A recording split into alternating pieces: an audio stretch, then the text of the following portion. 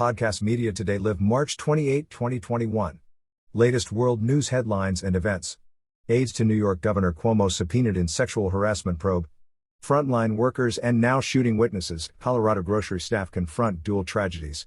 U.S. administers nearly 137 million doses of COVID-19 vaccines. CDC. Oatmeal yes, eggs no. Gaps emerge in U.S. anti-hunger push for children.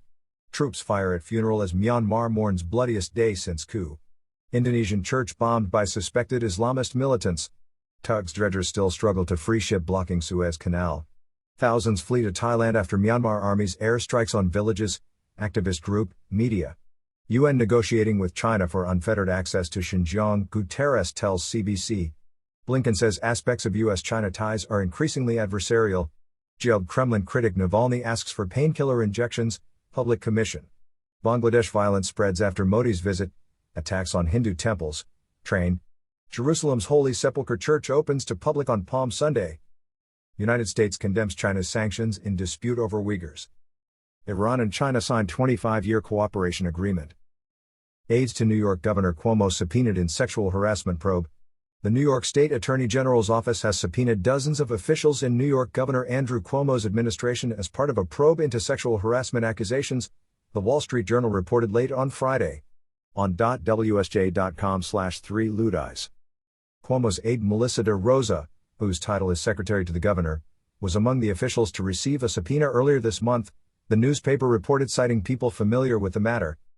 Reuters was unable to confirm the report immediately. Spokespersons for Cuomo did not immediately respond to Reuters' request for comments.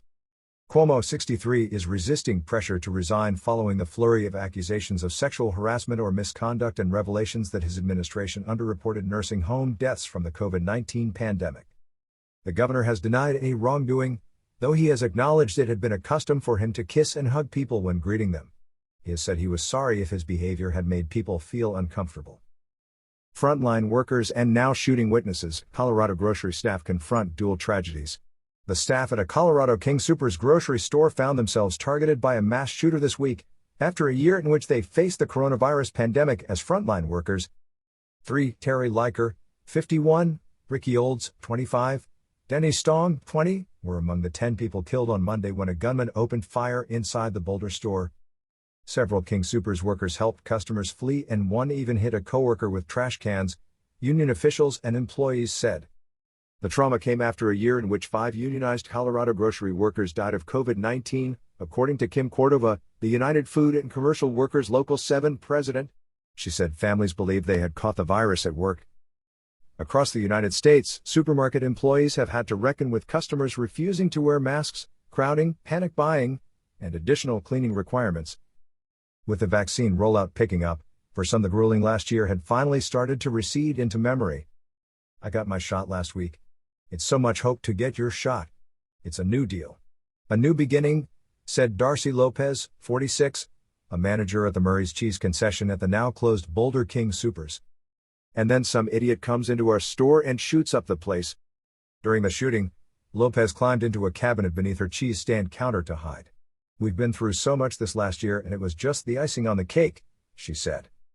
A 21-year-old suspect, Ahmad Al-Aliwi Alyssa of the Denver suburb of Arvada, has been charged with 10 counts of murder and 1 attempted murder charge.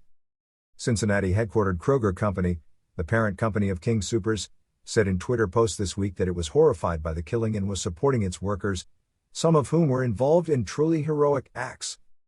It has said the store will remain closed during the police investigation. The company declined Reuters' request for further information, including about its assistance to surviving employees, and whether it was reviewing its security protocol. UFCW's Cordova accused Kroger of not taking action despite repeated calls to enhance worker safety. We want them to put safety first, that they have armed guards at these stores, Cordova said. She also said Kroger's pandemic measures had been insufficient, with workers provided inadequate protections, and that supermarkets were reluctant to enforce mask mandates to avoid losing customers, even if that put workers' lives at risk. Kroger implemented a so-called hero bonus, a $2 addition to its standard base pay rate, between March 29 and May 2020. In March 2020 it also announced a $300 bonus for full-time associates and $150 for part-time associates. Other supermarket chains initially provided similar benefits, but a November report by the Brookings Institution said pay for frontline workers at 13 major retailers had increased by an average of just $1.11 per hour since the start of the pandemic. The decisions by the companies we analyzed to end hazard pay well before the pandemic was over undermine the pledges that many of these same companies made to invest fairly in workers, said the report. Cordova said Kroger, which has said sales last year rose 8.4% to a record $132.5 billion, should do more to protect their employees. They've made a popping profit during this pandemic, she said. Nationally, UFCW says 155 grocery workers have died of COVID-19, and at least 34,700 were infected or exposed. Kroger employs some 23,100 people in Colorado, according to its website.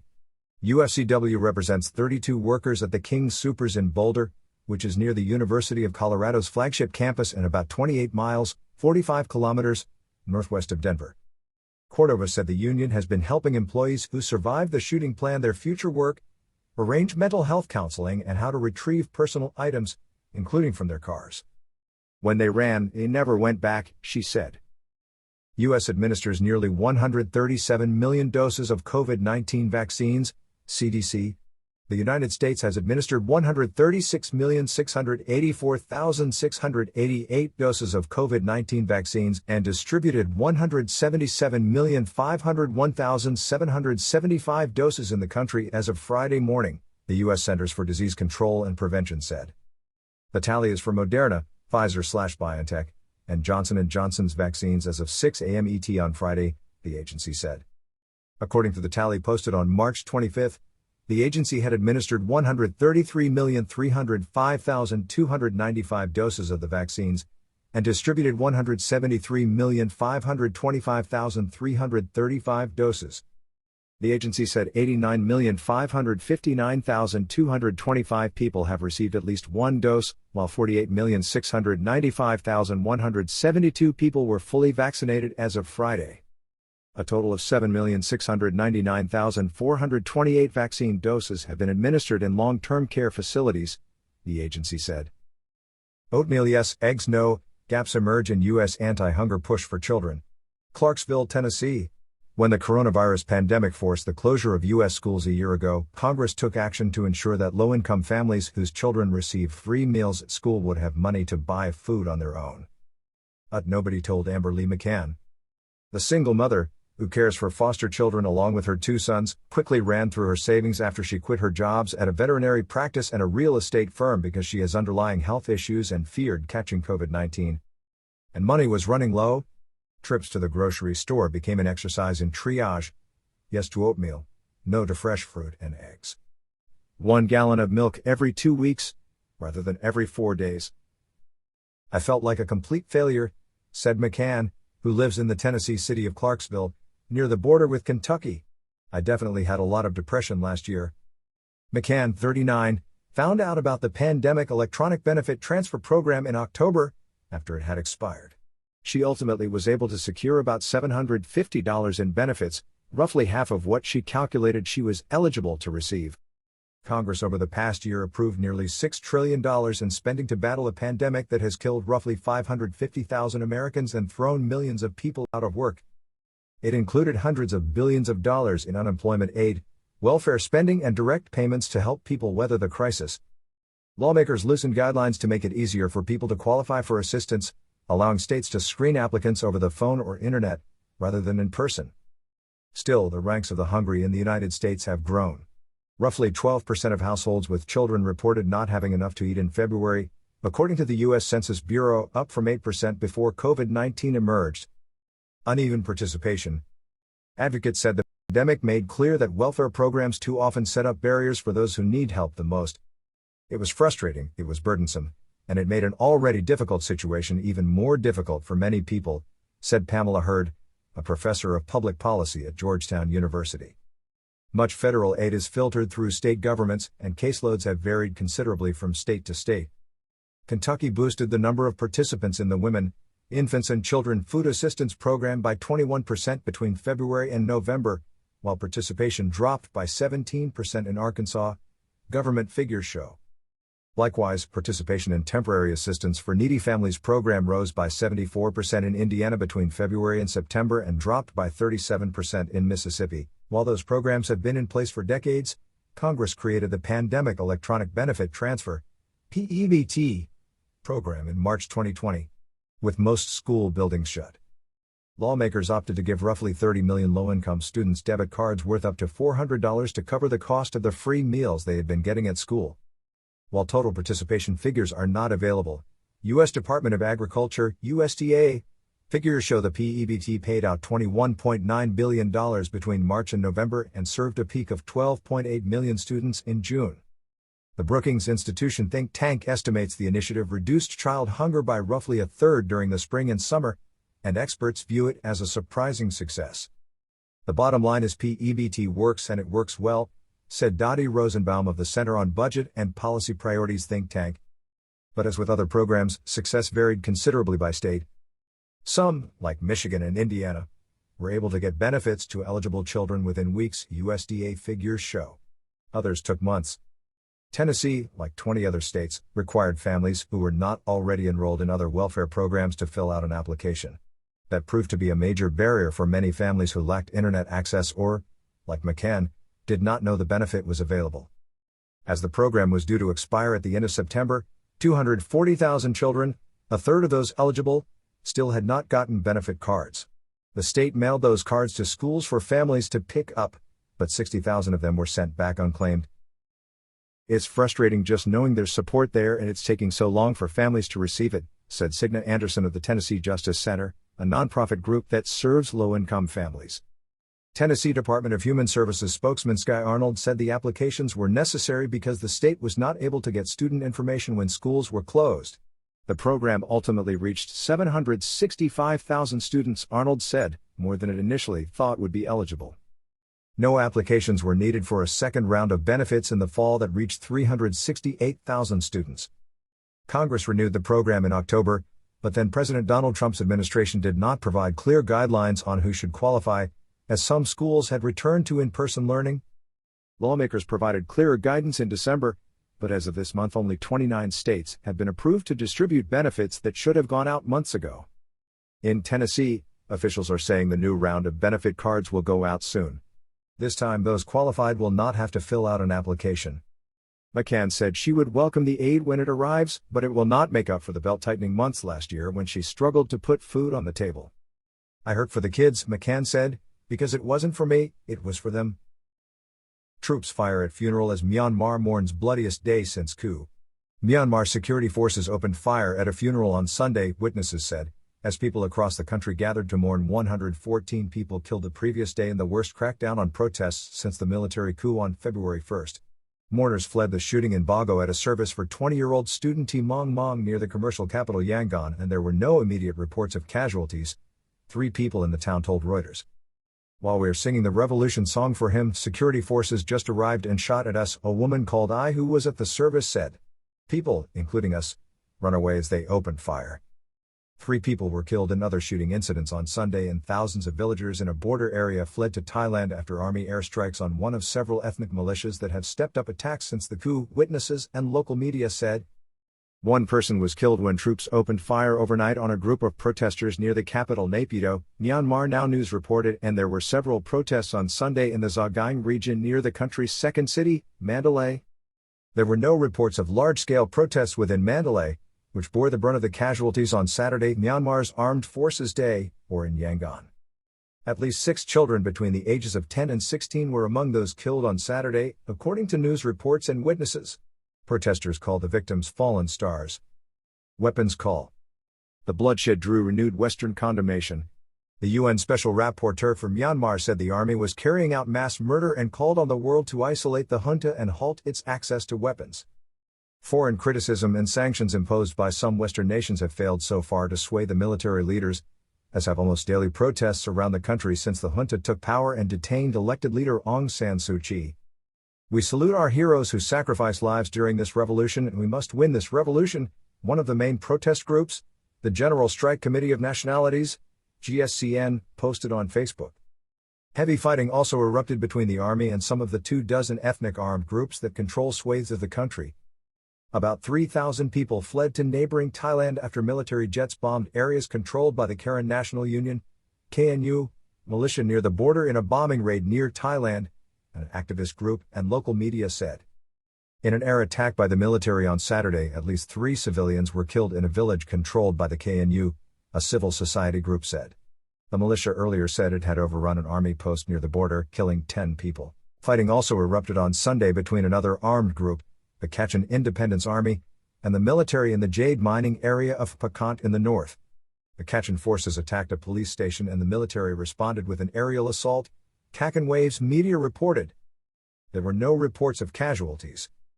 A junta spokesman did not answer calls seeking comment on the killings or the fighting. Senior General Min Aung Hlaing, junta leader, said during a parade to mark Armed Forces Day that the military would protect the people and strive for democracy.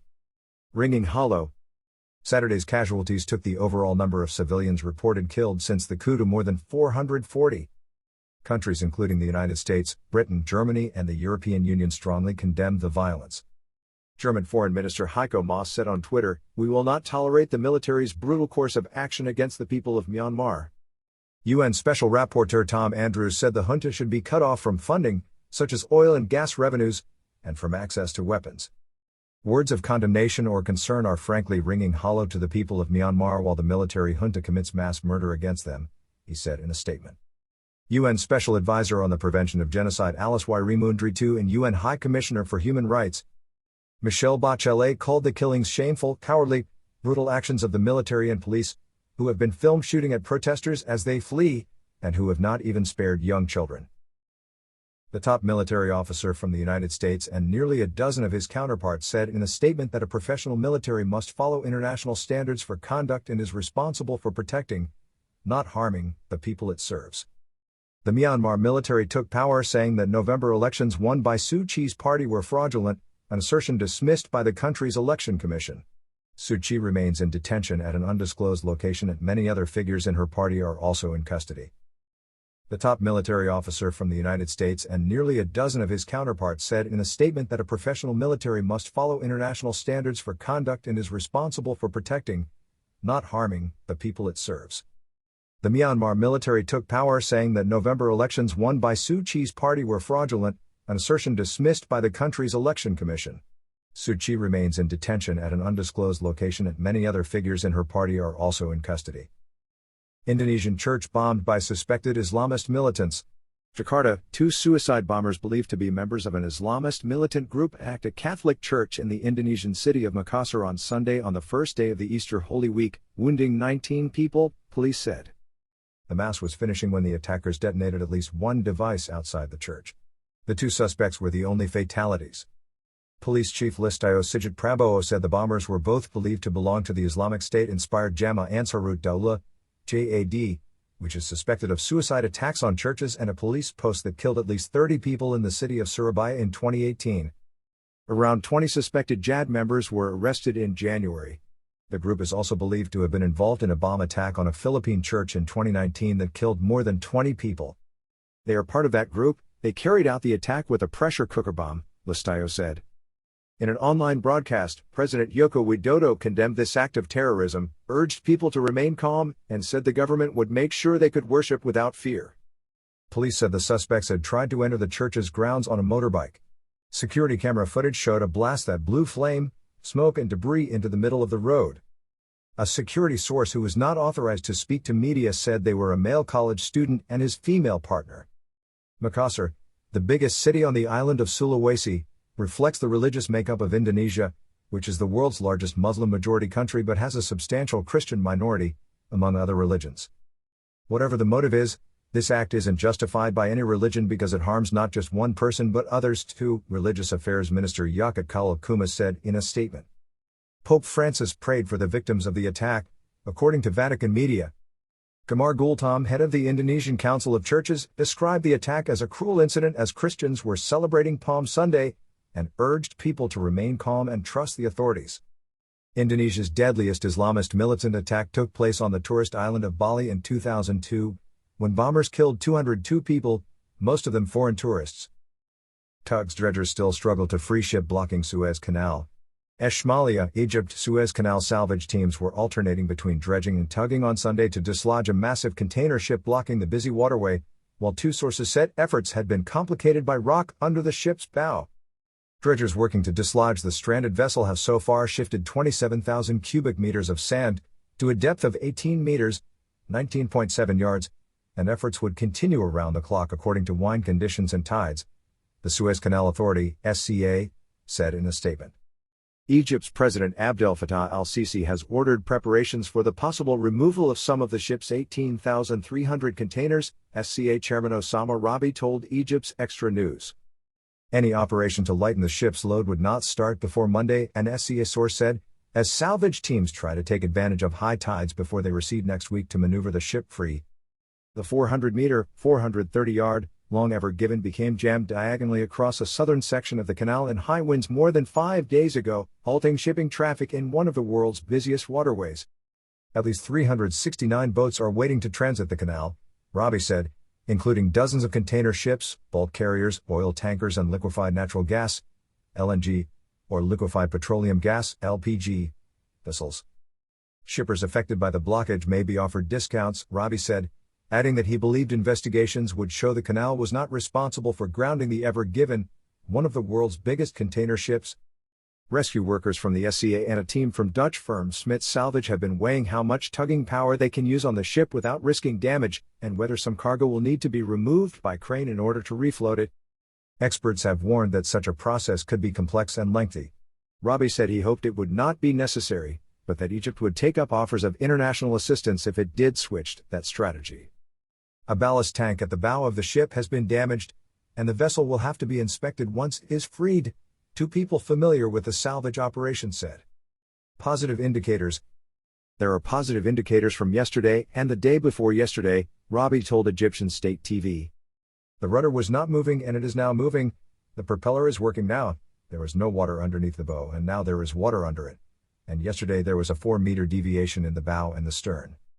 However, two SCA sources told Reuters that a mass of rock had been found at the bow of the ship, complicating salvage efforts. From the dredging done so far, it was still unclear whether the ship was stuck on soft sand, compact sand or clay, which will determine how easily it may shift free, said one official involved in the salvage operation. 2 more powerful tugs are expected to arrive by Monday.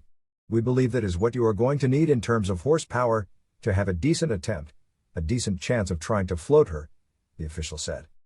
We're dividing the day into 2 halves, 12 hours for dredgers and 12 hours for tugs, because not all times are suitable for tugs due to the tide, said Rabi, adding that 14 tug boats in total were being deployed. About 15% of world shipping traffic transits the Suez Canal, which is a key source of foreign currency revenues for Egypt. The current stoppage is costing the canal $14 to $15 million daily. Shipping rates for oil product tankers nearly doubled after the ship became stranded, and the blockage has disrupted global supply chains, threatening costly delays for companies already dealing with COVID-19 restrictions. If the blockage drags on, shippers may decide to reroute their cargoes around the Cape of Good Hope, adding about 2 weeks to journeys and extra fuel costs. The SCA has said it can accelerate convoys through the canal once the Ever Given is freed. Thousands flee to Thailand after Myanmar Army's airstrikes on villages, activist group, media. About 3,000 villagers from Myanmar's southeastern Karen state fled to Thailand on Sunday following air attacks by the army on an area held by an ethnic armed group, an activist group, and local media said. Myanmar's military launched air strikes on 5 areas in Mu Tra district, near the border, including a displacement camp, the Karen Women's Organization said. At the moment, villagers are hiding in the jungle as more than 3,000 crossed to Thailand to take refuge, a statement from the group said. Thai PBS reported about 3,000 had reached Thailand. Thai authorities did not immediately respond to requests for comment. At least 2 soldiers from the Karen National Union were killed, said David Eubank, founder of the Free Burma Rangers, a relief organization. We haven't had air strikes there for over 20 years, Eubank said. Second, these were at night, so the capability of the Burma military has increased with the help of Russia and China and other nations, and that is deadly. In an air attack by the military on Saturday, at least 3 civilians were killed in a village controlled by the KNU, a civil society group said. The militia earlier said it had overrun an army post near the border, killing 10 people. The air assaults are the most significant attack for years in the region. The KNU had signed a ceasefire agreement in 2015, but tensions have surged after the military overthrew Aung San Suu Kyi's civilian government on February 1. The KNU and the Restoration Council of Shan State, also based on the Thai border, have condemned the takeover and announced their support for public resistance. KNU says it has been sheltering hundreds of people who have fled central Myanmar amid mounting violence in recent weeks. UN negotiating with China for unfettered access to Xinjiang, Guterres tells CBC. The United Nations is holding serious negotiations with China for unfettered access to the Xinjiang region to verify reports that Muslim Uyghurs are being persecuted, UN Secretary-General Antonio Guterres said in a CBC interview broadcast on Sunday. The UN's High Commissioner for Human Rights Michelle Bachelet said last month that reports of arbitrary detention, ill treatment, sexual violence and forced labor in Xinjiang necessitated a thorough and independent assessment. In February, Bachelet said talks to organize a visit had begun but no agreement has yet been reached. Bachelet's visit is being negotiated at the present moment between the Office of the High Commissioner and the Chinese authorities, Guterres said in an interview aired on the Canadian Broadcasting Corps' Rosemary Barton live show. And I hope that they will reach an agreement soon and that the Human Rights Commissioner will be able to visit China without restrictions or limitations, he added. China's sensitivity to criticism of its treatment of the Uyghur minority was underscored on Saturday when it announced targeted sanctions against 2 American religious rights officials and a Canadian lawmaker who had denounced Beijing's treatment of them and other minorities. Activists have expressed skepticism about the prospects for a meaningful visit with unfettered access in China. The Chinese government denies any mistreatment and has said that people of all ethnic groups in Xinjiang and the Tibetan region enjoy wide-ranging freedoms. Blinken says aspects of U.S.-China ties are increasingly adversarial. Washington U.S. Secretary of State Antony Blinken said on Sunday he sees increasingly adversarial aspects to the United States' relationship with China. There are clearly increasingly adversarial aspects to the relationship. There are certainly competitive ones, Blinken told CNN, adding that there were also areas of cooperation between the two countries. The United States on Saturday condemned China's sanctions against 2 U.S. religious rights officials and a Canadian lawmaker in a dispute over Beijing's treatment of Uyghur Muslims and other minorities. Jailed Kremlin critic Navalny asks for painkiller injections, public commission. Moscow jailed Kremlin critic Alexei Navalny asked for help from a public commission to get access to painkiller injections for severe pain in his leg, the head of the commission said in a statement published late on Saturday. Navalny was jailed last month for 2.5 years on charges he called politically motivated. He was arrested as he returned to Russia from Germany in January, where he had been recovering from what doctors said was a nerve agent poisoning. The 44-year-old opposition politician has said in a statement that his request for treatment by a civilian doctor had been rejected and that he was being woken up by a guard every hour during the night in a deliberate attempt to undermine his health.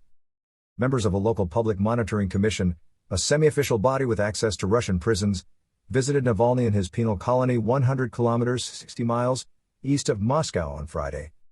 From a conversation with Navalny, we learned that he feels pain in his leg and he asked for help in getting injections of diclofenac to reduce pain.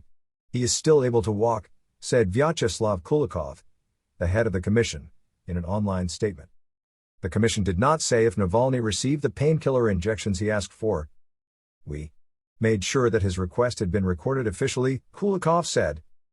A spokeswoman for a regional department of Russia's prison authority declined any immediate comment. Diclofenac is a medicine that reduces inflammation and pain and is used to treat problems with joints, muscles and bones, information on Britain's National Health Service website said. Navalny has said that his only treatment was 2 ibuprofen pills per day and his diagnosis was unclear. Navalny's lawyer Vadim Kobsev, who visited the politician the day before the public monitors, said he was not aware of his request for the painkiller injection. 24 Russian medics said in an open letter published online on Sunday that Navalny may be suffering from consequences of the poisoning or from a new illness caused by incomplete recovery. We are afraid of the worst. Leaving a patient in this condition without help, maybe even surgical, may lead to severe consequences, including an irreversible, full or partial loss of lower limb functions, the doctor said in the letter published by Russian media outlet The Insider. Bangladesh violence spreads after Modi's visit, attacks on Hindu temples. Train. Cox's Bazar. Hundreds of members of a hardline Islamist group attacked Hindu temples and a train in eastern Bangladesh on Sunday, police and a local journalist said, as violence spread across the country in the wake of a visit by Indian Prime Minister Narendra Modi. Local police and doctors have said at least 11 protesters have been killed since Friday in clashes with police during demonstrations organized by Islamist groups against the Indian leader's visit. Violence has raged on since Modi's departure as anger has swelled over the deaths.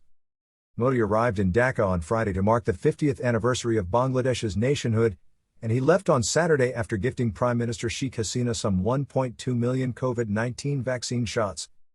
Islamist groups accuse Modi of discriminating against minority Muslims in Hindu-majority India.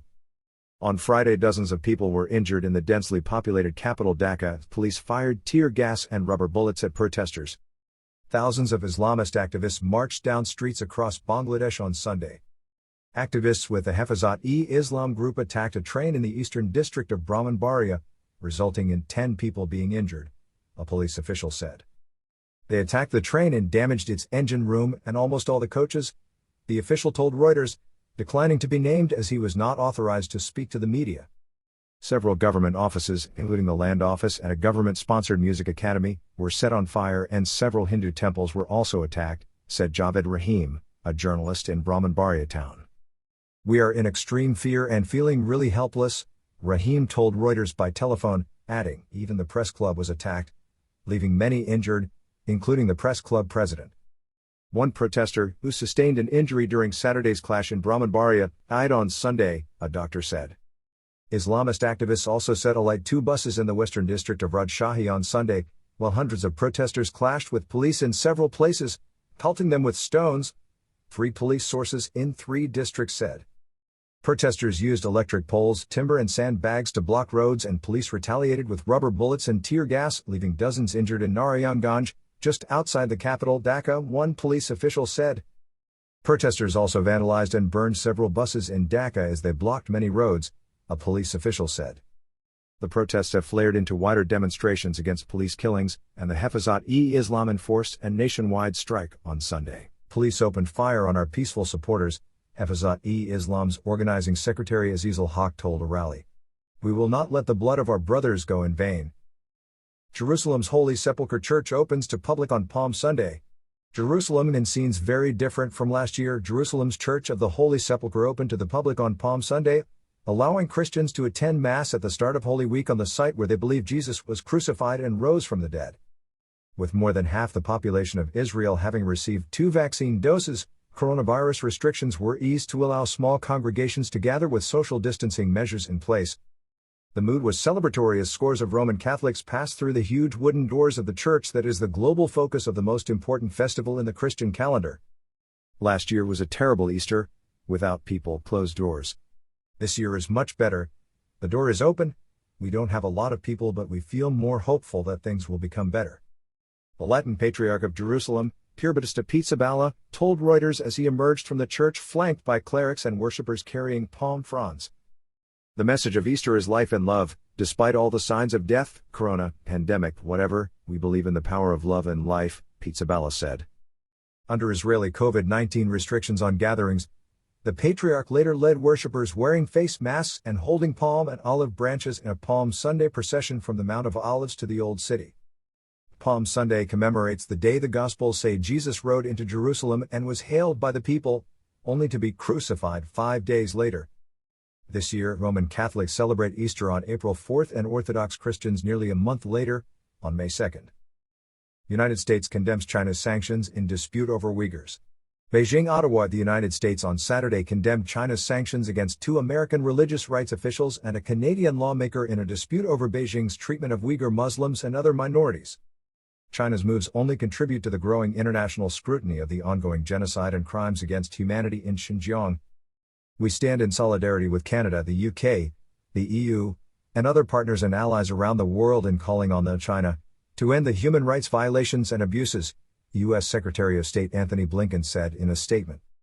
Beijing's sanctions follow those imposed by the United States, European Union, Britain and Canada earlier this week for what they say are violations of the rights of Uyghur Muslims and other Turkic minorities in the western Chinese region of Xinjiang. Activists and UN rights experts say at least 1 million Muslims have been detained in camps in Xinjiang. The activists and some Western politicians accuse China of using torture, forced labor and sterilizations. China has repeatedly denied all accusations of abuse and says its camps offer vocational training and are needed to fight extremism. Blinken's statement came after Canadian Prime Minister Justin Trudeau denounced Beijing and vowed to defend human rights. China sanctioned Canadian opposition lawmaker Michael Chong, Vice Chair of Parliament's Standing Committee on Foreign Affairs and International Development and its Subcommittee on International Human Rights, which this month presented a report concluding that atrocities in Xinjiang constitute crimes against humanity and genocide. Beijing also said it will take measures against the chair and vice chair of the U.S. Commission on International Religious Freedom, Gail Manchin, and Tony Perkins. The individuals under Beijing's sanctions are banned from entering the Chinese mainland, Hong Kong and Macau, and Chinese citizens and the Chinese government is firmly determined to safeguard its national sovereignty, security and development interests, and urges the relevant parties to clearly understand the situation and redress their mistakes, the Chinese Foreign Ministry said. They must stop political manipulation on Xinjiang-related issues, stop interfering in China's internal affairs in any form and refrain from going farther down the wrong path. Otherwise they will get their fingers burnt. China's previous sanctions on U.S. individuals who it says have seriously undermined China's sovereignty and interests on Xinjiang-related issues remain in effect. Chong, who is a member of the opposition Conservative Party in Canada, said he would wear the sanctions as a badge of honor. This demonstrates that parliamentarians are being effective in drawing attention to the genocide of the Uyghur people that is taking place in Western China, Chong said in a telephone interview. Chong urged the Trudeau government to officially recognize the Uyghur genocide, and said the sanctions would have no practical effect because he had no plans to travel to China. Iran and China signed 25-year cooperation agreement. Dubai, China and Iran, both subject to U.S. sanctions, signed a 25-year cooperation agreement on Saturday to strengthen their long-standing economic and political alliance. Relations between the two countries have now reached the level of strategic partnership, and China seeks to comprehensively improve relations with Iran. Chinese Foreign Minister Wang Yi was quoted by Iran's state media as telling his Iranian counterpart Mohammad Javad Zarif, "Our relations with Iran will not be affected by the current situation, but will be permanent and strategic," Wang said ahead of the televised signing ceremony. Iran decides independently on its relations with other countries and is not like some countries that change their position with one phone call. The accord brings Iran into China's Belt and Road Initiative, a multi-trillion-dollar infrastructure scheme intended to stretch from East Asia to Europe. The project aims to significantly expand China's economic and political influence and has raised concerns in the United States. China has spoken out often against U.S. sanctions on Iran and partly contested them. Zarif called it a friend for hard times. Wang met President Hassan Rouhani ahead of the signing in Tehran. The agreement was expected to include Chinese investments in sectors such as energy and infrastructure. Rouhani expressed appreciation of Beijing's support for Iran's position on its 2015 nuclear deal with world powers, in which it agreed to curb its nuclear program in return for the lifting of international sanctions. Cooperation between the two countries is very important for the implementation of the nuclear accord and the fulfillment of obligations by European countries, Rouhani said, according to his official website.